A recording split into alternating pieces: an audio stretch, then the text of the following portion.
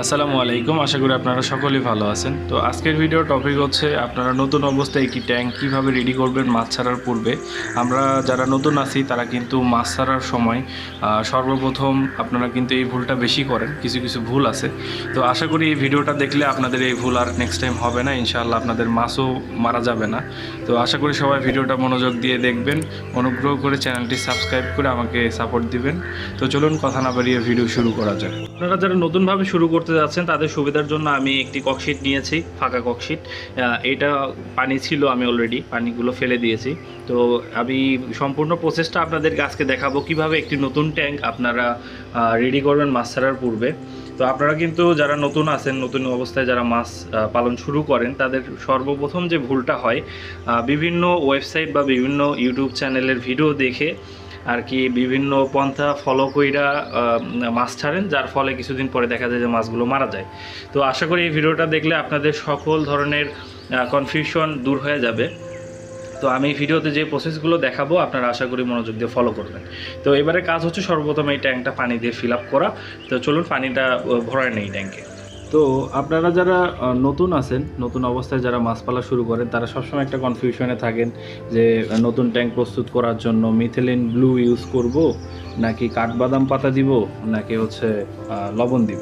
তো আমরা সর্বপ্রথমে যেটা ভুল করি নতুনরা, নতুন অবস্থায় শুরু করতে, তো আমরা যেটা ভুল করি, অনেক ভিডিওতে দেখা যায় যে বলে হচ্ছে মিথিলিন ব্লু ইউজ করতে, মিথিলিন ব্লুটা গাপ্পির জন্য খুবই ভালো। তারপরে হচ্ছে কাঠবাদাম পাতা ইউজ করতে, আর হচ্ছে লবণ, মোটা লবণ ইউজ করতে। তো আসলে এগুলো নিয়ে একটা প্রসেস আছে, তো যে প্রসেসটা আমি আপনাদেরকে দেখাবো। তো এগুলো কিছু ভুল তথ্যের জন্য আমরা কিন্তু অনেক বড় ধরনের ক্ষতির সম্মুখীন হই নতুন অবস্থায় যারা শুরু করি। তো নতুনদের জন্য আসলে একটা দুইটা মাছই অনেক বড় কিছু।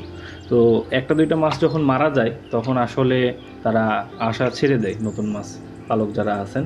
তো তাদের জন্য আজকে আশা করি সবাই মনোযোগ দিয়ে ভিডিওটা দেখবেন। তো আরেকটা ভুল করেন সবাই নতুন অবস্থায়, যে একটা ট্যাঙ্কে মোটামুটি পানি দেওয়ার পরে, এরকম একটা ট্যাঙ্ক নিলেন, নেওয়ার পরে পানি দেওয়ার পরেই সঙ্গে সঙ্গে মাছ অর্ডার করে কিনে নিচ্ছেন এবং ছেড়ে দিচ্ছেন, যার ফলে কিছুদিন পরে মাছটা মারা যাচ্ছে। তো এটা কিন্তু সব ধরনের বড় ভুল। তো এই ভুলগুলো করলে কিন্তু আপনার ক্ষতির সম্মুখীন হবেন। তো নতুন অবস্থা আপনাদের সর্বপ্রথম কাজ হবে এরকম একটা ককশিটের ট্যাঙ্ক বা যে কোনো একটা ট্যাঙ্ক রেডি করা। তারপরে হচ্ছে এরকম পানি দেওয়া। এই পানিটা কিন্তু আপনার হচ্ছে যে এইমাত্র উঠানো হইলো। তো তারপরে সেকেন্ড যে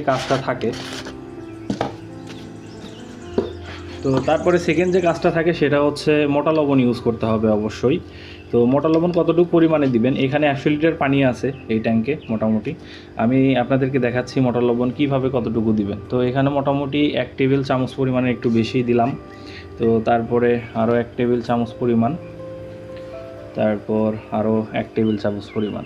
তো মোটামুটি 3 চামচ প্লাস, একটু উঁচা করে নেবেন। আমি ঠিক যেরকম উঠাইলাম, এই যে এরকম করে নেবেন, আপনাদেরকে দেখাচ্ছি আমি। এরকম করে নিয়ে উঠাই দিবেন, 3 চামচ পরিমাণে দিলেই ইনশাল্লাহ হয়ে যাবে। আর এটা কিন্তু আপনার কোনো অ্যাকোরিয়াম সল্ট না, নর্মাল গরুকে খাওয়ানো মোটা লবণ, এটা আপনাদেরকে পানিতে দিতে হবে। তো এইটা দেওয়ার পরে আপনারা এই যে কাঠবাদাম পাতা, তারপরে হচ্ছে যে এ পাশের মিথিলিন ব্লু, তো এগুলো ইউজ করার প্রয়োজন নাই।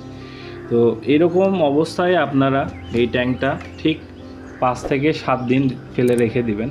তো এরপরে পানি যখন 5 থেকে 7 দিন পুরানো হয়ে যাবে, তো তারপরে আপনারা এখানে মাছ ছেড়ে দিবেন। তার আগে অবশ্যই মাছ ছাড়বেন না। আর আরেকটা বিষয় সবসময় মাথায় রাখবেন, তো মিথিলিন ব্লু কিন্তু আপনার ব্যাকটেরিয়াকে মেরে ফেলে।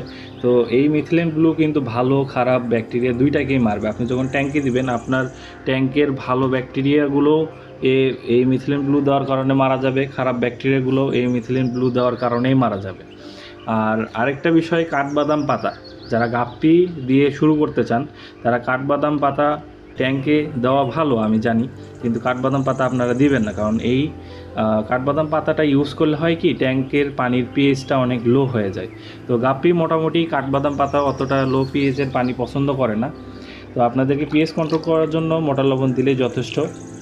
আর কাঠবাদাম পাতা আপনারা অবশ্যই বেডটাতে ইউজ করবেন। এবং মিথিলিন ব্লু আমরা সচরাচর কথাই ইউজ করি মাছের ফাঙ্গাস ট্রিটমেন্ট, এবং যেগুলো ডিমের মাছ আছে সেই মাছগুলোতে আমরা মোটামুটি মিথিলিন ব্লু ব্যবহার করে থাকি। তো এই ট্যাঙ্কটা মোটামুটি 7 থেকে 8 দিন হয়ে যাওয়ার পরে, মানে 1 সপ্তাহ পরে আপনারা মাছ ছাড়তে পারবেন। তো অবশ্যই আপনারা এর আগে কখনোই মাছ ছাড়বেন না।